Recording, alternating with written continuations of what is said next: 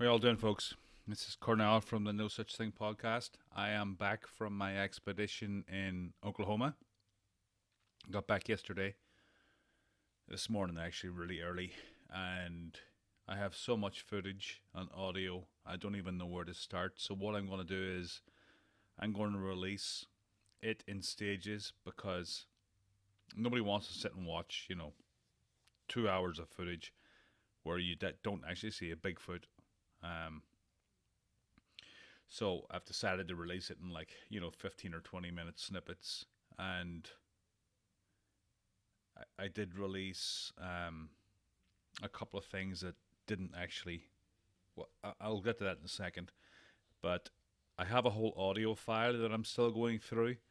I set the H4n Pro up in the woods to capture audio when we went to sleep, and we have just absolutely tons of wood knocks, some whoops as well.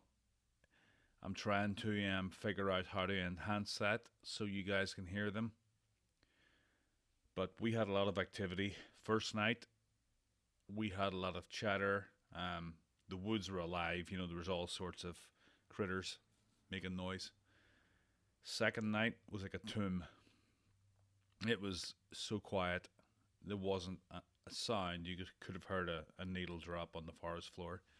And there's a lot that went on in those 2 days, but this is just kind of an attempt to introduce everything that I'm going to add to the YouTube channel. I'm going to have a whole audio section just by itself once I figure out how to get that all enhanced, and I don't want to just throw it out there without it being interesting enough. But I heard a ton of knocks on the audio. I heard a few whoops, a lot of footfall. Dave caught a lot of footfall on the parabolic microphone the night that we heard the chatter. And the last night, at about 3 o'clock in the morning, I was woken up to something walking around the camp. I made a video about it the next morning, but I forgot to turn the audio on, so it's not as fresh now when I tell it. But I woke up to someone walking around the camp. It was heavy bipedal footsteps, and it wasn't like immediately I knew it wasn't one of the guys going for a piss or something. For a start, I could hear one of them snoring, so I knew one of them was sleeping. And the way it was walking, it was like with purpose. It was like, I think I described it as when you're walking through tall grass and you lift your legs high and you try to step over the grass, and your feet come down with a kind of a heaviness to them. That's what it sounded like. And I knew immediately that it was bipedal. I knew immediately that it was something big. And I knew immediately it wasn't a human being because where we were there just wasn't anyone around. I knew it'd be a dumbass to just start walking through someone's camp in Oklahoma. I mean, everybody's armed, especially out there. So I froze. You know, I always thought in this kind of a situation, I would go and grab my iPhone and start recording me, you know, talking about the experience and, oh my God, there's something outside the tent. Let's see if we can get audio of it. That's just not how it went. I froze and I'm like, I'm just going to put my hands over my ears and then I can go back to sleep and forget about it. But as soon as I put my hands over my ears, I could just hear my heart just thumping. It was just like bum bum bum bum bum bum bum bum. You can actually feel the vibration in your ears, and I was scared shitless. You know, I'm kind of embarrassed to say that I got that scared, but I was, and I thought about leaving that part out about putting my hands over my ears and trying to ignore it, but I want to be honest about any kind of encounter that I have. So I'm just going to put it out there. I was totally frozen in fear. And So after I did that, I put my hands over my ears in a half attempt to go to sleep, and I lay there for, I don't know, probably a few minutes, and I'm like, I'm not getting to sleep. I gotta wake Dave and the guys, Dave and Elijah, because they're in a tent like 4 feet away from me. They're right there, and this thing sounded like it was coming from the front of our tent, which would have been close to the fire. And part of me thought, well, maybe it's just the wind blowing the fire or something. Of course, the fire was just burning embers, and and the night was like totally silent. It wasn't wind, or it wasn't a bear or some small mammal, you know. And after a couple of minutes, I just shouted, "Dave, Dave!" And he didn't wake up right away. And I'm like, so I really had to shout. So he woke up, and I'm like, he said, what? And I'm like, there's something walking around the camp. Probably at this point, it had scattered. I didn't hear it scatter. It might have scattered while I had my hands over my ears, but it was it was scary. I mean, I thought that I would react differently to something like this, but I didn't. I froze. I never thought about recording it. I didn't. Also, my tent has like two zippers: the outside zipper and the inside zipper. And to get up, get the flashlight, find a zipper. Open the zipper, which was it was quite cold, so it was kind of hard to open the zippers. Even if I had to try to do all that, the thing probably would have scattered. But I didn't want to do all of that because I was afraid of being heard. And I was just thinking, oh my god, this thing's going to come over and put its face in my tent or something. What am I going to do? You know? And that's when I put my hands over my ears. I'm like, please just, I'm going to ignore this. I'm going to try to go back to sleep. And hopefully it goes away. Not, oh, I'll get a recording of this and open the zipper and try to see what it is. And that's not the way it went in my head. Next time, hopefully I'll be prepared. But I've made a series of videos, and I'm going to release one on the back of this, just of our experience there. This time was definitely more productive than the last time. And this area is very remote. And I'm sure that, a lot of deer hunters and stuff go in there, and probably turkey hunters too, because we find turkey tracks. And they probably go in there and they don't realize if there's someone walking through the tent, it's a bear. If there's something whooping, it's an owl. There were so many things that happened that you could attribute to Sasquatch activity the whole time. But when we got up the next morning, well, actually, I left this bit out. When we got up that night, Dave got up, and we walked around the campsite to see if there's anything around. Dave walked into the trees to see if he could see anything. And I'm like, Dave, I'm not getting back in the tent. I'm getting into your truck.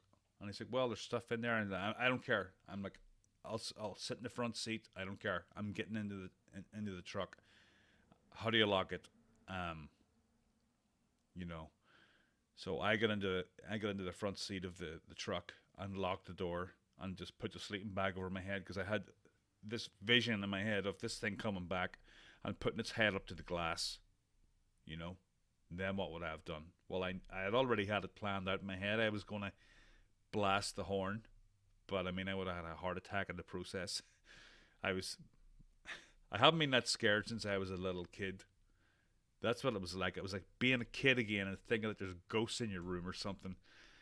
I'm embarrassed to say, but from this day on, no matter what happens, if I have an encounter, I'm just going to be totally honest about it, because I think that's the only way to tell it, is not to try to gloss it over, not to try to, add something or subtract something.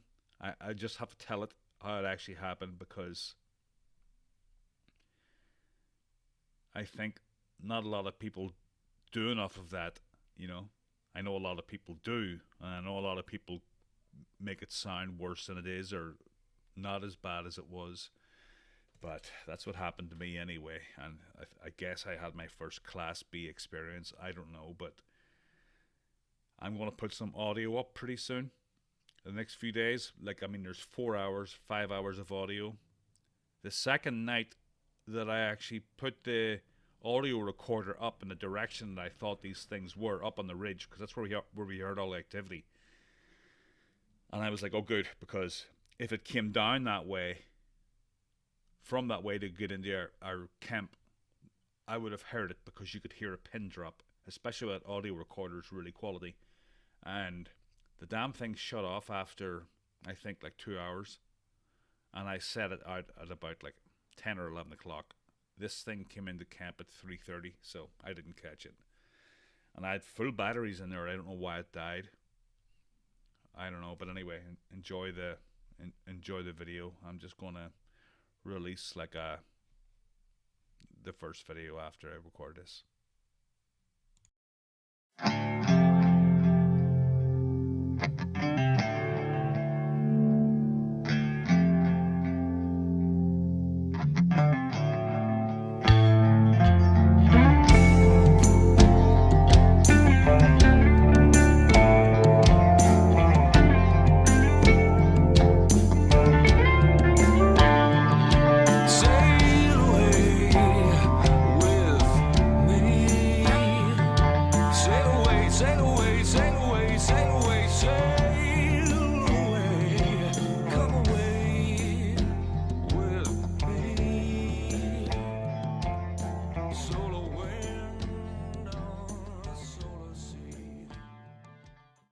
There's so many people around nowadays trying to copy people like Gary that we kind of get mixed up, but I'm here in an undisclosed location in southeast Oklahoma in the Kiamichi Mountains. Let me just turn this light off in case we get blindness. I'm holding it upside down. So we have Dave and we have his son Elijah here, and we arrived a couple of hours ago, set up camp and went for a little walk.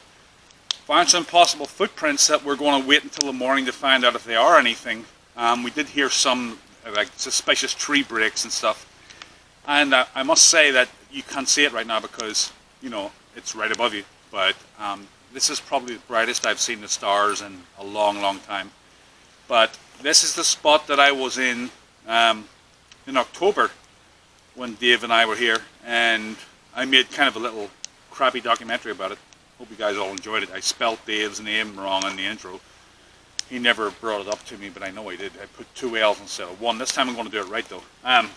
Anyway, we got Dave and Elijah here. Elijah's a graphic designer. He's going to probably make my new batch of t-shirts that you guys are all going to buy. Right, Elijah? Oh, yeah, definitely. So what do you think of those footprints, Dave? We're going to take a look at those in the morning and I think describe them. a real possibility. They look to be about 15 or 16 inches long, and there's 2 or 3 of them going through the pine needles up there, and it's a really long stride too. So that's, like I said, we're just looking at them in the dark with a flashlight, so we'll take a look at them in the morning. Yeah, they were like a stride that, kind of like the footprints I found up in Mass a couple of weeks ago with my son. They were like single stride footprints that you couldn't possibly make with your own feet unless you walked like Popeye or something. Yeah, Elijah actually found them. Yeah, Elijah's our attention to it. Elijah, what is your view on Bigfoot? Hopeful skeptic, I'd say. I'm waiting for more evidence. I'd like to see one and then make my decision, but there's just too much unknown. I don't feel like I have the authority to say yes or no on it, but I hope there is something. Yeah, I understand that. No, I haven't seen one yet. I have a 90%. You're probably 50-50, which is a healthy skeptic. The reason why I'm 90 is because I have all these people that I interview, like John Van Deventer said, all these people can't just be making shit up. Right. Tens of thousands of people. So that's mainly that's why I come down here and try to seal the deal with that last 10%. Maybe tonight you'll be that whole 50% will be gone. Yeah, hopefully. That'd be a bigger achievement than me. Man. Well, you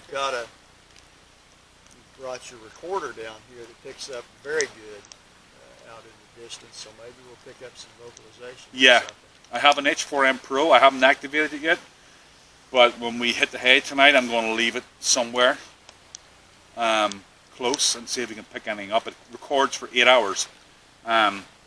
So, and then I'm going to do the same tomorrow night on a 32 gig card. So what I'll do is I'll record through the night, then change the batteries, put a new 32 gig card in, and record tomorrow night, and go home and put it on my computer. And I don't want to have to listen to the whole 8 hours. What I'll do is I'll upload it to Audacity and look for peaks, and then I'll zero in on those peaks and see what they sound like. And I also I'm going a bit woo on you here, but I put a little gift out in the woods for them too, with the intention that we're not here to, yes, we are here to capture them on video, but I just kind of said that. Hopefully they didn't hear me, but I did leave a little amethyst stone or something. I don't know what that was, but it was like a crystal I bought in one of those like Chinese stores that you get in the mall.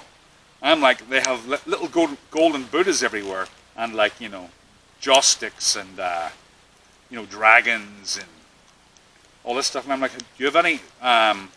Because I was out looking for hiking boots so I could come here, and I'm like, do you happen to have any crystals? And he's like, oh yeah, we got a whole bunch of them. And they had a whole bunch of crystals, and they're like $10 each for like egg-sized crystals. I'm like, wow, I'll take one of those then. And I picked the right one out, and so I went into the woods earlier and left one out. So hopefully it'll be gone in the morning with a little note saying, we was here. Who knows?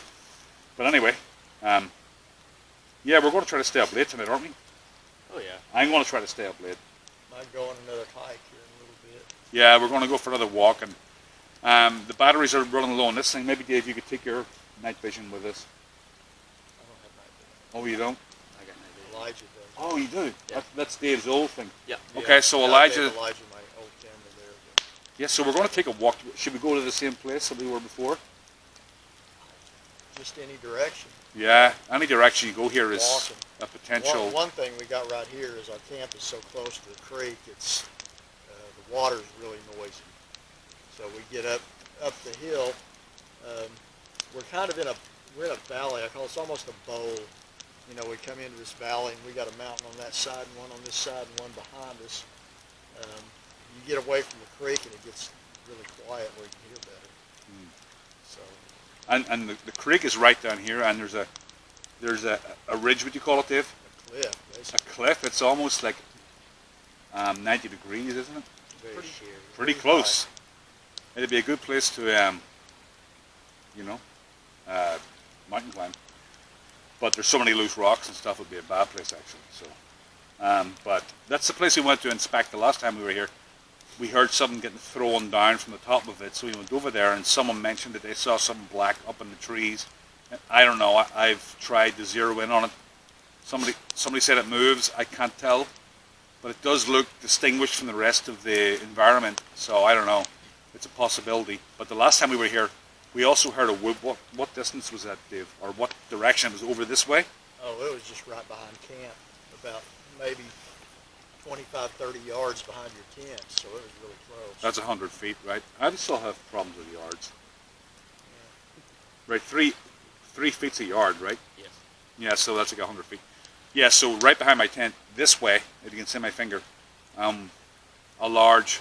Did it wake you up, or were you already awake? I was already awake. I was sleeping. I had my cot here, and I was sleeping. The fire had gone down. I was getting cold, so I got up to put some wood on the fire, and that's when it let that whoop out. And then it walked away, so that kind of ruled out it being a bird, which it didn't sound like a bird anyway. Yeah, But, I slept through the whole thing, because I like traveled the whole day, and I mean, I just slept through it. I'm a heavy sleeper. So tonight I'm going to try to stay up and be a light sleeper. I don't know. So in a little bit here we're going to go for a walk, so we'll keep you guys updated. And I should have brought my remote control with me, so I could have just turned this off right here, but it'll edit all this crap out. yeah. Did you turn your microphone on? Yep, it's on. Okay, so Dave, let me just get beside the fire. So Dave, Elijah and I, we got enough light with the fire. So Dave, Elijah and I were taking a walk in the woods.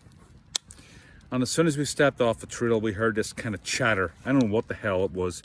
None of us can really identify it, but to me it sounded like, let me just get some light back in there. To me it sounded just like a small animal getting killed or something. But then it was persistent and it seemed to be coming from different directions. And then it changed tone. And as soon as we stepped back onto the trail, it stopped, almost like, and this could be our imaginations or I don't know, but something started walking. Like yeah, yes, bipedally. yeah. Well, we have the parabolic microphone with us, and we were listening to something, and we could hear bipedal walking up in the same direction. So, up on that ridge, we're going to take a walk up there tomorrow. It's dark now. We just dipped our toes in really tonight. We just got here, but hopefully, Dave's son Elijah got some footage of the situation, and hopefully we got some audio. That would be awesome if we got audio, because we could ask people what they thought of the audio and if they could identify it. There's such a database of animal noises on the Yeah. internet. And you can go to Oklahoma's wildlife websites and find about everything. That one, I haven't heard that before. Yeah, we haven't. Dave hasn't. Dave lives here and he hasn't heard these noises. So hopefully Elijah's camera picked this up and we'll hear what it was. We've got another night here, so we're going to try different techniques and different cameras and different sound methods to see if we can pick anything else up. So I'll talk to you guys all later. Long night ahead of us.